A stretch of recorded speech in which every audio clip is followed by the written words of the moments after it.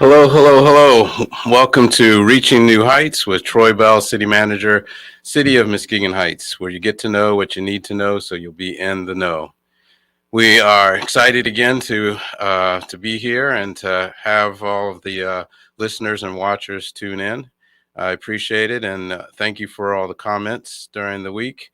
I walked into Plantangas, the dry cleaners on Henry Street, and I found out that they tune in regularly, and so it was nice to hear about them. And the great service that they offer there is just accentuated because of the fact that they're listening to the show. So that was awesome.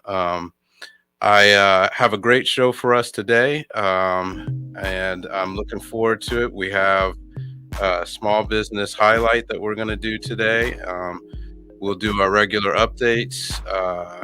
That includes, dates to save the dates to remember, um, new happenings, and what's coming up in the future, things that we're doing here in Muskegon Heights, and then we'll do the new business highlight, and then wrap up with some additional information, hopefully about buying a new house in Muskegon Heights and mortgages and the like. So excited to get started on that. So I won't take up any more time, but I'll go ahead and jump on the updates. Now, reminder, this week coming up, this Monday, February 28th, we have a council meeting. That council meeting is going to cover approval of senior millage programming. So that was introduced at our last meeting and will get final approval at this meeting. And also, because of the closeout of our last fiscal year, 2020, we're required to put together a deficit elimination plan. That deficit elimination plan was introduced at the last meeting and will receive hopefully final approval by council at this meeting. So those are the two main items on there. And then there'll be a discussion for information only about Peck Street and the possibility of slowing down the traffic on Peck Street in alignment with what the city of Muskegon is doing north of our city on Peck Street. That idea is just to connect with what they're doing, align the street so that you have the same experience going all the way through from City of Muskegon through City of Muskegon Heights. So if you can make it, please come on in. If you can't, please feel free to Zoom in. We look forward to having as many people as possible participate in our meetings. Another reminder, again, April 1st, we're kicking off the Fight the Blight campaign, Beautify the Heights, Fight the Blight. And so please be ready for that.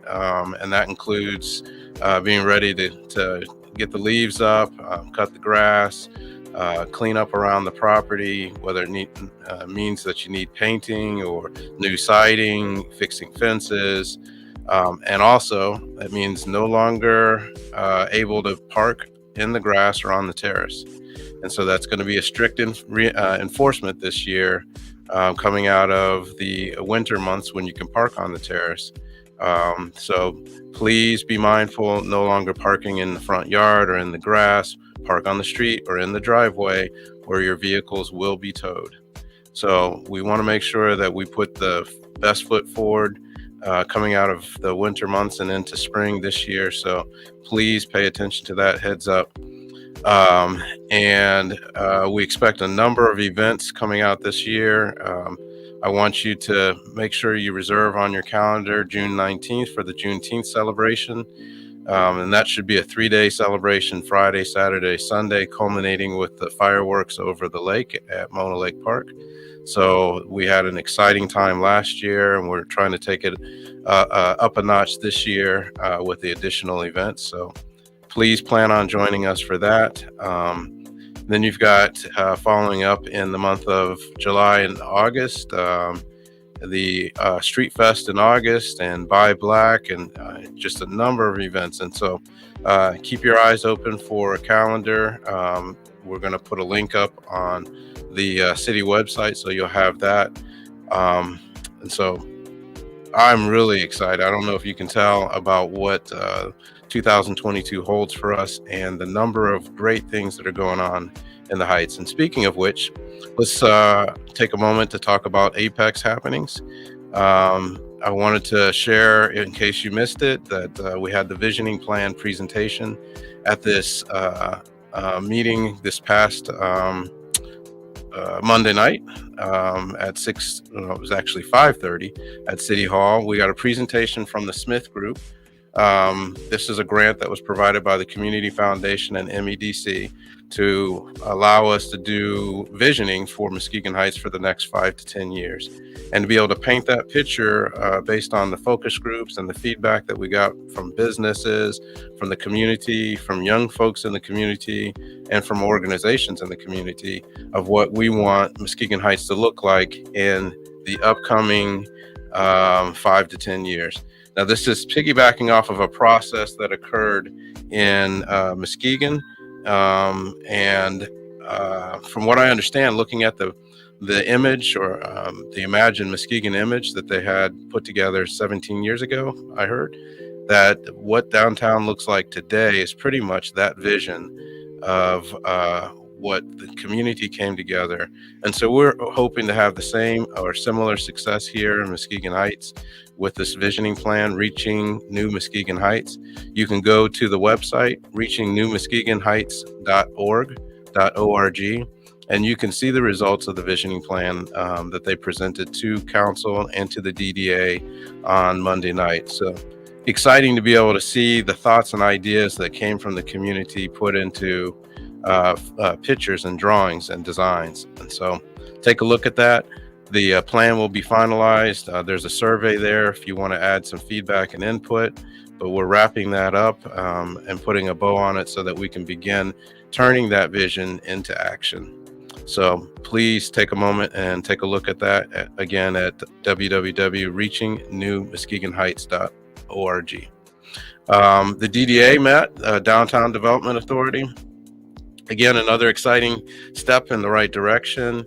The new appointments to the DDA have been made, and the DDA is getting down to work under the leadership of Brad Hillary as the president. And so we should be seeing some developments and changes in our downtown area as a result of the programs and initiatives that the DDA is putting together. The deficit elimination plan that I mentioned before is going to be approved, and I want to make a note of, because I saw some information about the Muskegon Heights school system, public school academy. The performance has been improving steadily, and I'm excited to hear that, because as we lift up the school and the school rises up, so that also lifts up the community at large. So a rising tide raises all ships. So kudos to the work that the new superintendent is doing in helping to improve the performance of our students, because one cannot succeed without the other. And so we need to come together as a unified community and support both the local government and the school system. And I'm excited to see us move in a positive direction with regard to that.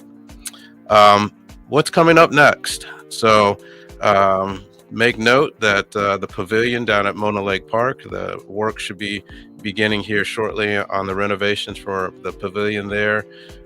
Estimates on the work that's being planned to be done there is between $350,000 to possibly $500,000 worth of renovations on that property. And we are looking forward to being able to get that building open and provide services to the community, so that when you go to the park, when you go to the beach, you can enjoy the amenities offered by concessions there and a beautiful new restaurant there at Mona Lake Park in the pavilion. So that work is scheduled to start in the spring here, late spring, early summer. So all kinds of things that are jumping off here in Muskegon Heights, and can't be mad about that. Also, Shops on Sherman on the corner of Peck and Sherman. Demolition should be beginning there end of March, beginning of April. So be prepared for that. There may be some impact on the intersection as that demolition occurs as part of that $4.5 million project that's going to bring new retail space on the bottom floors and residential space above. So an exciting new addition to Muskegon Heights. I want to encourage you to check out Senior Resources of West Michigan. Check out their website, seniorresourceswmi.org. They are soliciting survey responses as part of their annual 5-year programming. And so if you are a senior, or you know seniors, or you take care of, or if you're a caregiver, care provider, please fill out that survey, because that helps them identify where to focus their resources and money in Muskegon Heights. So again, that's Senior Resources, W as in whiskey, M as in Mike, I as in India, .org. Check out their website, and on the front page at the bottom, there's a survey there. Please fill out that survey. In the spring, we should be kicking off with road improvements, and part of that, in addition to completing Delano and the new road work for Leahy that is going out to bid, new striping on our streets. So there'll be some traffic control associated with that, and the upcoming road work. And when you go out there to look at reachingnewmuskegonheights.org, the visioning plan, make sure you take a look at the thoughts and plans for Mona Lake Park, as well as reconfiguration proposals for Rowan Park and for the Strand building. So we are waiting for a response from the legislature on our bid to get $7 million to repave from Getty to Glade on Broadway. And that's just going to be a huge centerpiece for our downtown. Because in case you hadn't noticed it, going around to other communities, we are one of the few communities in West Michigan that has a main street downtown. That is unique to our community, and other communities are trying to recreate that, but we haven't. And so being able to repave our downtown area on Broadway, and then wrap along with that improvements on the facades for the buildings, a solution for the Strand building, and the reconfiguration for Rowan Park. And if we're lucky, we'll be able to put in a splash pad down there and do some really nice things with that downtown focal point for Muskegon Heights. And as parks go, 8th Street Park is due to get a facelift as well. So keep your eyes open for that. That'll be some really beautiful improvements. And shout out to all the people who contributed to that project. I think they've raised over $60,000 to do the upgrades to 8th Street Park. So that is going to be another beautiful addition to Muskegon Heights. And finally, I want to mention, we're going to be moving forward with the vehicle decals for residents of Muskegon Heights. And so we'll be rolling that out. So everybody that is a resident in Muskegon Heights will be able to get a decal for their vehicles that will allow you to park your vehicles on the street overnight. And then also, the beautiful thing about those decals is that when we begin charging for our parking down at Mona Lake, you will be able to get free parking and discounted parking as a resident with a vehicle decal. So look forward to that coming up here in Muskegon Heights. And now I will shift to Did You Know, as part of our Black History feature for the month of February. The highlights that I want to bring to you today include, again, the common theme about property. Many of us, and this quite frankly was news to me until I started doing research on it. It wasn't until 1917, as a result of a landmark case that the Supreme Court decided, which was called Buchanan versus Warley, Warley. That made race-based home zoning, unconstitutional. So if you were looking to buy a house in a predominantly white community and you were African American, you weren't able to do that prior to this decision in many communities across our country, or vice versa. If you were white and wanted to buy a house in a predominantly black community, that was not allowed either way. And it was this decision in 1917 that outlawed zoning based on segregation in communities. Now, the interesting thing to me that I found as I did research on this, school desegregation continued for several decades after 1917, as we're aware of in this country, in our country. And what folks did to pivot to get around the 1917 outlawing of segregated zoning is communities moved schools that were only for Black folks into particular areas that were undesirable. So hence, if you wanted to send your kids to a school, you had to locate your housing in order to be close to the school around that school. And so if they wanted to relegate people of color to a particular part of the community, what they would do is move the school for people of color to that section of the community, which de facto caused people to relocate around those schools in order to be able to send their kids to those schools. Otherwise, there was no way for them to get busing to those schools, or if you didn't have a vehicle to provide transportation, then you had to move into that area to be close to the school. So even though zoning based on race was illegal, it did not touch on or cover the desegregation of schools. And so because schools were still desegregated, a de facto way of accomplishing that segregation of communities was to put the only school that people of color could go to in a particular community, in an undesirable area of that community, to then force people to move close to that and then accomplish the same thing through the segregated school system. So that was not addressed until the desegregation of schools. This landmark decision in 1917 was responsible for overturning the Plessy versus Ferguson case in the 1860s. So just a little known piece of history here, again, about land and land use in our country. And the last thing that I'll mention is about the cotton gin. The cotton gin was not about property, but it was about intellectual property, because as you've probably heard, Eli Whitney was credited with the founding of the cotton gin, or the patent on the cotton gin. That was in 1793, I believe it was. And at that time, the value of slavery was beginning to wane, because the cotton process was such a labor-intensive process.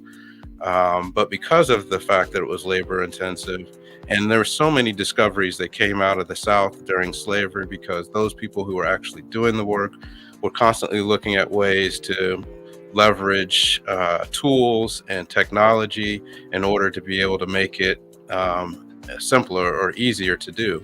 And so many of those inventors were slaves themselves. And in this case, with the cotton gin, there is history that says that a slave by the name of Sam invented a comb that was capable of removing seeds from the cotton, which was a labor-intensive process. And it was his son, also named Sam, that designed and devised a way to mechanize the use of that comb. So hence we had the cotton gin. Now, it wasn't until 1858? No, in 1858, the Supreme Court found that all those slaves and former slaves that were seeking to patent their designs and their inventions were not able to get patents, because based on the ruling in 1858, it was a ruling by the United States Attorney General that because enslaved people were considered property, then anything that they invented was the property of the owner, and therefore they could not get the intellectual property rights associated with being able to get patents. So again, another stitch in time about the fact that much of racism, structural, institutional, the legacy of slavery is related to the right to or the access to property, and if not physical property, intellectual property. So that is our little known or did you know Black History moment. And with that, I will bring in our guest today as part of our small business highlight.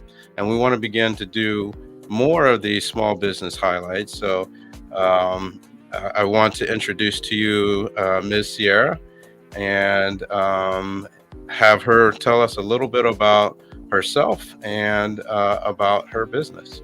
Hello, Yeah. Ms. Sierra. Hi, Welcome. Troy. Thank you so much for having us. We are super excited to be able to share with you guys a little bit more about our business. So I am the third generation owner of Navarro's. We are a small Mexican takeout restaurant located right here in Muskegon Heights. We started in 1978 with my grandparents. So it started off as a Hispanic grocery store. So they had products that weren't readily available. They used to sell records and meat, and they specialized in homemade tamales and chorizo.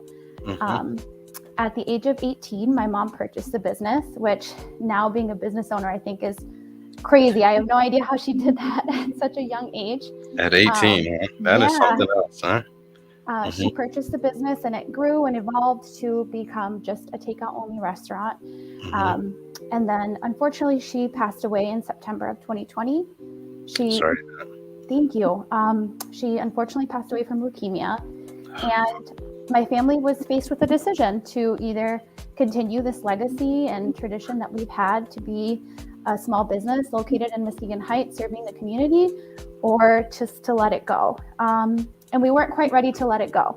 So tomorrow is actually our 1-year anniversary of my husband and I taking over the business. And thinking back to that first day, it was kind of incredible. Like happy anniversary, by the way. Thank you. I didn't realize, you grow up in this environment. I tell people that I was the snotty-nosed kid in the kitchen who complained way too much about being there. Right. So I didn't pay attention to how much part of the community my mom had become, and what an integral part of the Muskegon Heights community. And when we reopened, I found out real quick. We were overwhelmed with love and support. And that first day we sold out. Like, it was an outpour of love from the community here in Muskegon Heights. So that's got to be an amazing feeling to open yourself up and be vulnerable when you're putting something on the market and see the community respond to that. Yeah, and that day, not only, it was exciting and kind of nerve-wracking to take this new step as a business owner, but that day so many people came in and shared their stories about interactions that they had with my mom. And I laugh to this day because I would see customers that I served when I was in high school. Oh, and wow. I tried to give them an update on my life, and they're like, honey, we know, like, your mom told us, like, we know. Yeah, it's been a crazy first year. So thank you, Troy, for the opportunity to share a little bit about what we're doing. But also thank you to every one of our customers who has supported us over this last year. It has been a wild ride. Right. So currently, Navarro's is a takeout restaurant, right? Yes. So it's not sit-in. And I've only been here a little bit over two years, going on 3 years. And so my only awareness of Navarro's was during COVID, which I would ride by and I wouldn't see anybody there. And I thought, wow, that's a shame. But it's great to see that you have now taken it from there and it is alive and thriving. So. Yes, thank you. So yes, we have always been a takeout only establishment. But we saw an opportunity to kind of beautify our space a little bit last summer, and we did add a small patio. So we did add some picnic tables. We are really excited to continue that next year and to continue to add ways to make our space more inviting and more comfortable for our guests. We definitely are limited. So anyone who has visited us in the past knows that we're a tiny little place, for lack of better words. But we want to continue to be creative to make sure that you continue getting the good food that you know and love, but also have a space to kind of hang out for a little bit. Excellent. And I understand that you were involved in competition, was it? Yes, there's actually been quite a few. So Tell us about that. When you and I first got to know each other, I was one of the top 100 for 100 Ideas for Start Garden. Okay. So they are an organization based out of Grand Rapids. They're a wonderful support ecosystem for entrepreneurs. So though they are located in Grand Rapids, anyone along the lakeshore, if you are just getting started, need some resources, Start Garden is a wonderful place to start. We showcased our idea to expand our business into food retail. And by that, imagine seeing some Navarro's products in a Meijer, for example. Yes. So we were very close, but we didn't win. And we haven't quite given up. So we are pitching again at the end of March for Michigan Women Forward. We are in the statewide food category. So we are hoping to finally make Muskegon Heights proud and bring home, first place in one of these competitions. There's a lot of really cool things happening in Muskegon Heights when it comes to food and food distribution and retail. You took the words right out of my mouth. I was just about to say amazing things in food across Muskegon Heights. So. Absolutely. And we have found wonderful support in people who are in those spaces. So I was just about to mention Kaya Thornton Hunter with Kaya's Flavor Packs. She is actually, I would consider her a mentor of mine. When I was kind of deciding what we were going to do with this endeavor, she pointed me in the right direction. So for any of you who are considering, expanding your business or food distribution, there's wonderful resources right here in our own city and wonderful people who, there's no gatekeeping. We all want to see each other succeed. Point you in the right direction. And it's honestly such a breath of fresh air to be in such a supportive environment. Yes, it is Jennifer Ross that says that, and Kaya Thornton, it's collaboration over competition. Absolutely. Yeah, we have been so supported. And now that we've kind of got our bearings a little bit, we're 1 year in, we're ready to support other small businesses in any way that we can. So we're learning, we're newbies, but if, any other business out there thinks that they can benefit from, picking our brain, we're certainly up to it. Okay. And so do you also do catering? Yes, we do offer catering. It's pretty on a limited basis, but we're definitely open to it. So our email address is right on our Facebook page. You can reach out. That email comes to me directly. We can talk about your needs, what you're looking for, and if we can make it happen, we'll make it happen. Okay. So all of you out there that are doing lunch and learns in your offices and maybe trainings, there's an opportunity for you to cater in with Navarro's, right? Absolutely. And we've recently partnered with Lakeshore Delivery Partners. So for those of us who have, takeout Fridays at their office, Lakeshore Delivery Partners can deliver your Navarro's order right to you at the office or your home, wherever you may be. I do like to highlight them because they are a local business trying to support local restaurateurs. So though the Uber Eats and the Grub Hubs of the world are wonderful to help us get our food, Lakeshore Delivery Partners is really all about helping small restaurant businesses. So if you can support them and support us and other businesses in Muskegon Heights, please consider ordering from Lakeshore Delivery Partners. Great. Well, I want to come back to the competition that you're involved in now. Is there anything that the community can do to support you in that competition? Yes, thank you for asking. And I had actually kind of forgot about that aspect, so thank you. So the competition is virtual. It will be live streamed over YouTube, and there is a People's Choice Award. So anyone who is tuned in can vote for our business.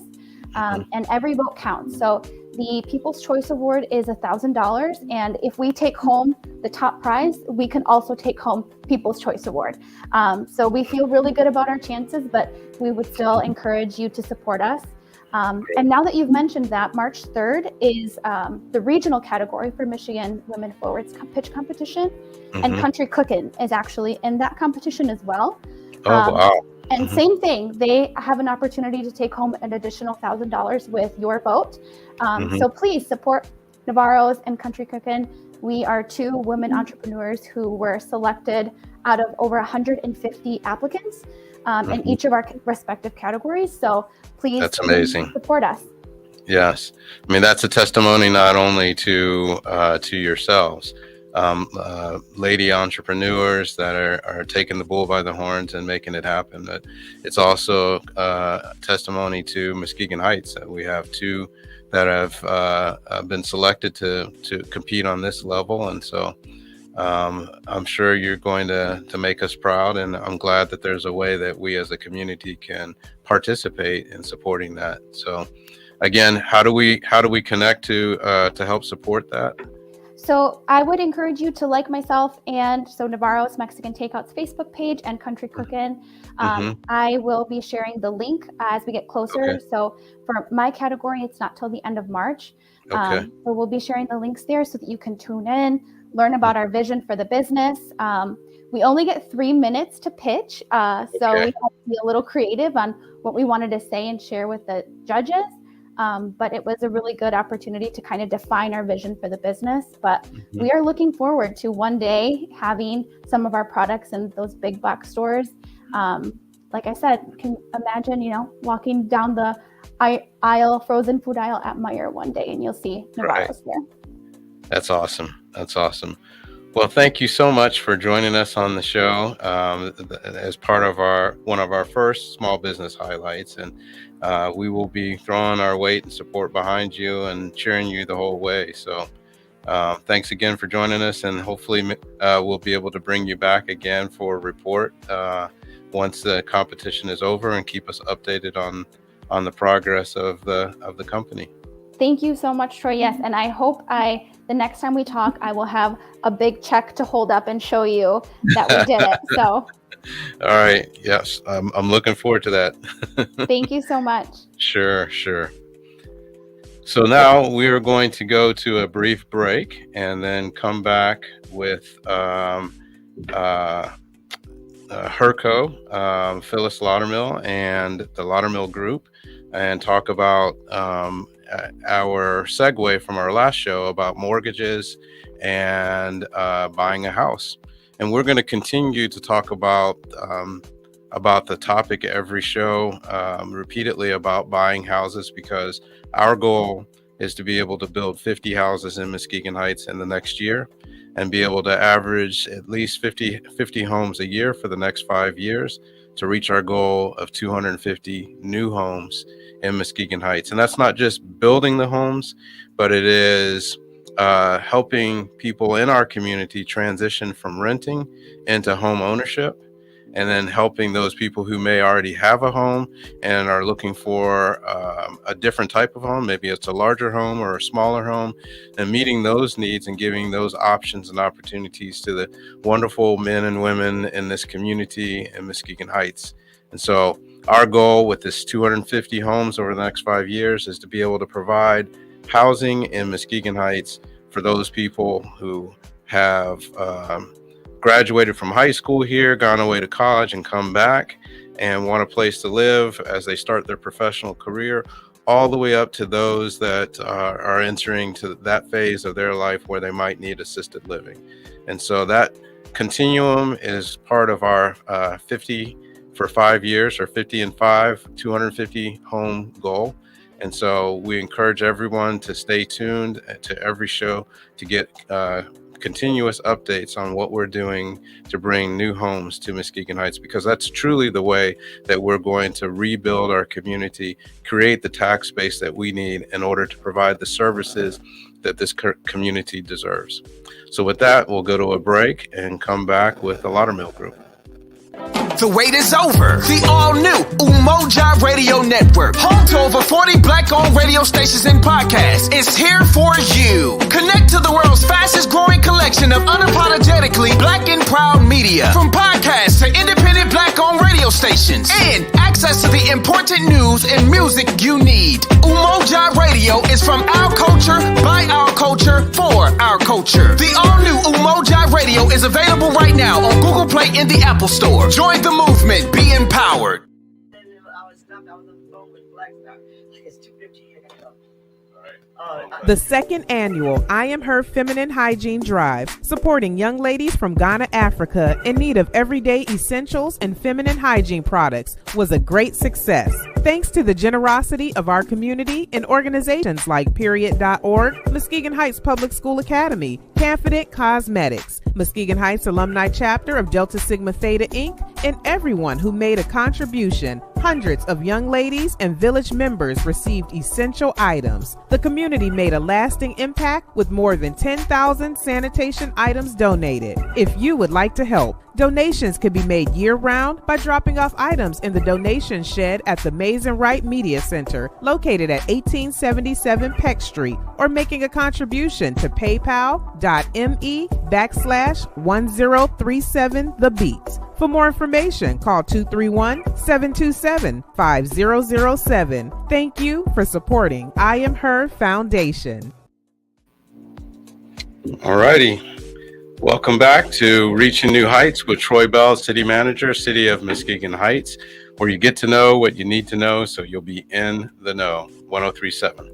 So I am going to welcome into our show somebody who has been a regular lately because of our housing initiative and the wonderful efforts that the Loudermill Group as private citizens have made to be part of making that vision a possibility of bringing new homes to Muskegon Heights. So welcome, Phyllis, Miss Loudermill. How are you today? I'm doing fantabulous. Happy Wednesday. Yes, and I see you got the memo on wearing black today, huh? Hey, you know what? Great minds always. How about that? All right. Well, thank you very much for joining us back on the show. Can you give us some updates on where you are? I know that the partnership with Keller Williams is up and running, and that you've got a program that you're working on to help members of our community become realtors and be part of this process from end to end. So, yeah, thank you. And I want to thank you and the city as well for hosting us on Monday. They gave us the space as community for all of us to come in. And you know what? It was overwhelming. Over 30 people, and there were people that could not attend, even chimed in. So we're well on our way in selecting people that can become realtors. But what's interesting out of that, they're homeowners seeking as well. So it's a twofold. It's what I thought we should do, and it is working out in that directive. So I do want to thank you for that. So what we've done is we've created that. The next step is going to be around home ownership, so we can have a workshop. So we're trying to give it a new name to make it more interesting, because now tax season is coming up. So speaking to Flagstar today, we're going to... Don't remind me. Time to pay the piper. Well, you know, I'm hoping that out of the tax season, if we do adopt a bank save a community, it means that we adopt Flagstar, and I'll talk about why Flagstar in a second. I want to incentivize, but also give them the idea that this can be a reachable goal, so that when they get those tax dollars, they don't throw it away and buy car, things that they may not necessarily need. But we want them to look at home ownership. So we've been looking at the cost, like what would it cost and how much would it cost to buy a house? And so if you bought a house for like $100,000, like what would your mortgage look like? It's real simple. Over a period of years of 30 years, it's anywhere between $700 to $900 a month. And so I want them to start looking at that. So they say, well, how does credit come in that? Just like anything else. If you have the best credit, you get the best credit score. Those are advantages of being healthy credit people. Other is a little bit different. But part of this home buying movement is to teach us what we have. And then there are people that have no credit at all that can fit in the same rim that it was if you get the best credit. So that's what we're going to be doing in the next 2 weeks, is getting that ready so we can gear that up. So what was the range again that you said? It was 900 to what? 9 to 975. So we looked at if you had a house, let's say you bought a house that was already existing because we are going to be renovating homes. And we figured the average cost, if it was $60,000, you're paying $500 or less more than what you were paying for rent. So then if I looked at if you bought one that was anywhere between 100 and 150, you talk about $975 if you have the best credit in the world. But even if you had some, which called questionable credit, you're still under $1,200 a month, which is what most people are paying anyway. So let's think about if you're staying at an extended stay at a hotel. You're $300 a week, and 300 times 4 is $1,200. You should easily be able to afford a house with that $100,000 mark. Mm-hmm. Excellent. So that doesn't even take into account what the whole purchasing process might bring to the table in terms of down payment assistance. And that's been one of the things that I've been banging the table about, is that everything that we do needs to include access to down payment assistance, with the goal of trying to get to 20% down payment assistance for the purchase of the home. So in that case, if you had a $150,000 home with 20% down payment assistance, that would be $30,000. And effectively, you're paying for a loan of $110,000. And so, which is interesting you brought that up about CRA. And so I was talking, I think it's pronounced his name, I want to do it right. His name is Almin. He's going to look like be the mortgage lender that we're going to work with. And we were talking about CRA and how it works. And it's interesting that Ottawa County has CRA in some of those areas and we don't. And so this opportunity with Flexstar is not only groundbreaking, but it's hugely because we don't have that type of mechanism or mobile in our community, not right now. So we're bringing that. And so when we look at what we could do, that also tends to ask the question about other lenders that are here with us. What are they doing with their CRA? Why isn't it part of this product? And why is it that we're not part of that mechanism as well? And why aren't we a part of that CRA in our community? So when I look at why I chose Flexstar, it's because of the ask. It was because of what they're already doing. What they're doing in Detroit is it's amazing, with people who typically cannot buy a house. So it's easy to have somebody that we already can do it. right. Just trying to get someone about how to do it, which I'm sure we've been trying to do that for years. We just haven't gotten any traction in doing that. All right. Well, we are working with, as you know, over 1,000 vacant lots in the community, 1,000 plus. And our community currently has about 3,700 homes. We're about 1,300 viable homes short of the tax base that we need in order to be able to balance our revenues with our expenses. Where do you foresee, and you know what my vision is in terms of where to start, but from your perspective as a potential developer, where do you see the tip of the spear on starting with the first new homes in Muskegon Heights? We're definitely following your directives, and you are very on spot timing that Hackley has to be that show piece for us. Okay. And so we're starting Hackley. And so one of the things we've done is we've married lots to people versus me marrying us. And the reason being, we wanted to be a showstopper. We want people to know that this can be done. And more than anything, what I want our listeners to know is that everybody in the world thinks it can be, except for some of us at this point. But guess what? People outside is interested in being part of that development to develop for people in this community. So we're going to follow directives in that in the city, and we're going to definitely start on Hackley Street. Beautiful. So when you look at Hackley Street, tell me what you see.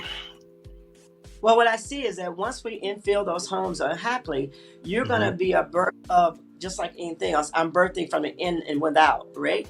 So that would take us into the inside of the core, that people outside of Hackley will start looking at their neighborhood as well. And then we will start infusing housing in those areas to build value. Because if we don't do it, we're going to have a problem with people looking at us in our community as though the valuable we should have for our homes. So we have to start from there and go on the outside. Beautiful. And if I'm not mistaken, on Hackley, there's about 23 vacant lots Yes, they on are. Hackley. And Yes. I think altogether there's probably 35 lots that border Hackley. So out of 35 lots, 23 of them are vacant lots, believe it or not. And what's interesting and what's going to be great about that is that the volume of building that would ignite this community when we start building. And I Hmm. think that once we build it, and that was a conversation I had this morning with another developer that is coming out of Grand Rapids, is that once we start this, the fire is going to come. And Hmm. it's going to be more than just Muskegon Heights that's going to be voting for these homes. So I Hmm. want Muskegon Heights to know this. This is your home. Yes, I want us to respect it as ours, and I want us to want to live here. But at the end of the day, we're going to do a melting pot of this community that may even not even look like what we're used to having, which is going to force. The question was today is about health and safety. And I said, when we start building homes and people start working, and you're right, Tori, with your vision, that safety is going to come automatically because we're going to have pride in this community. So I Right. think that is a plus in making sure that people want to live here as well. Excellent. And all of these homes are going to have video doorbells, ring doorbells integrated into it, right? Most like that was a Okay. question earlier. We talked about what if a customer did not want it because of there's a lot of reasons why people may not want that. So that is part of our smart ring, is part of our package Smart in our city. home. Hmm. And so it's part of our smart city, part of that. And so that is part of building a safe and sober village. So anyone that gets these homes is automatically part of that package. Right. Well, I've said this before, but I want to reiterate this. When we're talking about the wave that is coming to West Michigan and the wave that is coming specifically to Muskegon Heights, and this is whether we get the casino approved or not. What folks oftentimes don't realize is that we're 40 minutes away from Grand Rapids. And we look at it from the standpoint of oftentimes, well, it takes me 45 minutes to get to the airport in Grand Rapids, or 45 minutes to get to 40 acres in Grand Rapids. But look at it from the reverse perspective.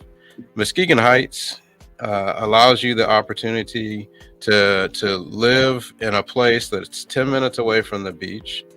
And if you work in Grand Rapids, you're 40 minutes away from work. So we are the midtown between Grand Rapids and the beach. And the gaze in Michigan has been redirected away from Detroit and is now directed towards the lakeshore. People are discovering the beauty of our lake. And so if you can get a house here in Muskegon Heights for $150,000 that will cost you $350,000 in Grand Rapids, if you're smart, you're going to be looking for a house in Muskegon Heights. And so for that what I'm describing is the opportunity for those of us who live here now to be able to transition from renting to owning, to be able to purchase an asset that's going to accrue in value every year, instead of investing in something that's a depreciating asset like a car or those types of things. We put it into real estate, a home. You are now putting money in your pocket every time you make that payment, not in somebody else's pocket like you do when you're paying rent, but into your pocket for your family and for your children for generations. So that changes the whole dynamic of our the opportunity for renaissance and prosperity in our community. Well, one of the things that, since you tucked the thunder, I'm going to let you know, we're going to create a burn your rent and your lease payment. And how do you recreate and take your school and your community back? I That like that. conversation is going to be for the next 6 months to a year of me Mhm. educating the value of what does it look like to live here? Why do why should we value our community? I am a strong disproponent of school of choice. I never liked it. I never was a part of it. I never approved of it. Even when we did it back in the day, I knew that 5 years later, our community would look just like it's looking now. So I'm hoping that the young folk that have children that are in the school, so I'm hoping we can partner with the charter school, with the city, to say, Mhm. what do your housing look like? how do we make sure that you can sustain your living? That Right. needs to be a conversation and a partnership, because there are families there, right? There are children there, and then we want them to unite them with other families to move back in this community and to build our schools. So when you do all of those things together, there's no way you cannot create a full circle of a complete city. Right. And if it's not clear, I want the listeners and watchers to think about what we're doing here. We are providing an opportunity for new homes. We are providing access to down payment assistance, credit repair, home ownership mentorship, as an effort to get our folks into a position where they can be prosperous. But we're also strategically working with the businesses in our community, to provide incentives for people who who live outside the community but work here, to now relocate into Muskegon Heights and buy in Muskegon Heights and work in Muskegon Heights and live in Muskegon Heights. The businesses are talking about providing packages for an additional $10,000 worth of either down payment assistance or closing costs, that the business would put up for those workers that qualify. And if they stay with the business for 5 to 10 years, that contribution is then wiped out. And so we are piling opportunity on top of opportunity. We just submitted an application for a grant for firefighters and police officers who live, for folks who live in Muskegon Heights, to be able to go to the academy, either the fire academy or the police academy, and get a $5,000 bonus as a recruitment bonus if you live in Muskegon Heights, or you buy a house in Muskegon Heights, to be able to go to the academy. So that's another layer on top of all the things that we're pulling together to create the maximum amount of benefit for the citizens of our community. And with the real estate, we are opening up an office in Muskegon Heights, and so the first thing, my partners with Keller Williams are awesome, and we're thinking about where we're going with this renaissance and how we trying to recreate a whole new community and a new thinking as well, because this is a mindset. We've lived in this mindset that this community was not viable, it was not ready, and we live here, and we're the people that have allowed that to be saturated, and now we have to change that. So putting that office in Muskegon Heights was the first question someone asked me. Well, why would you do that? Is crime there? Well, crime is everywhere. But when we open that office, it's going to be top notch. It's going to look just like Rivertown. And so that is the first thing, I think, with the Loudermill Group and Herco and my partners, is that we want to make sure that we bring other folks into Muskegon Heights as well. And we want to help foster. So any type of monies and relationships that we built, we're willing to share that with anyone that wants to rebuild this community. So it should not be a hard ask. We're hoping that they say if they need it, that it's there, and we'll help them to get it. Right. Well, I want to make sure that this is clear, that you are offering an option and an opportunity through your group for people to get access to all of these benefits, the down payment, the credit repair, etc. But that doesn't mean that folks can't purchase a lot themselves if they're ready to build, to go out and find their own builder, to find their own financing. So you by no means have a lock on Muskegon Heights. So I don't want people to get that confused. But I think the value of what you are offering, the synergy around bringing all of these pieces together, is a phenomenal service to Muskegon Heights. But that doesn't mean that you can't find other avenues and other directions in order to build your dream house. So. And we definitely open that, so I'm glad you said that. This is not a Phyllis Loudermill project. This is definitely a spearhead of mine, but I've been very fortunate to have you and other people to partner in with that.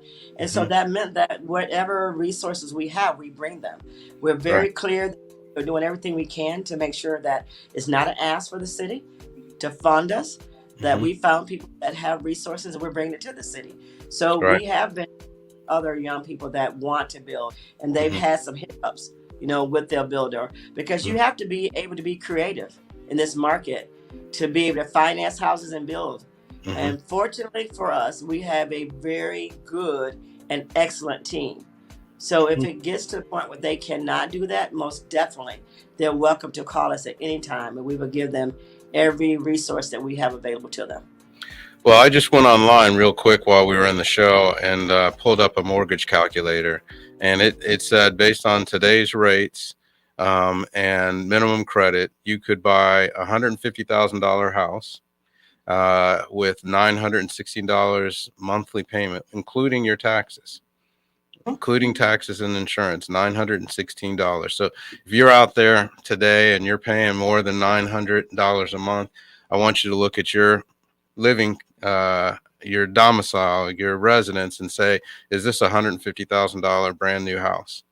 Because with the right support, with credit repair, together with mentorship and training, you can take that $916 a month that you're paying and walk into a brand new $150,000 house.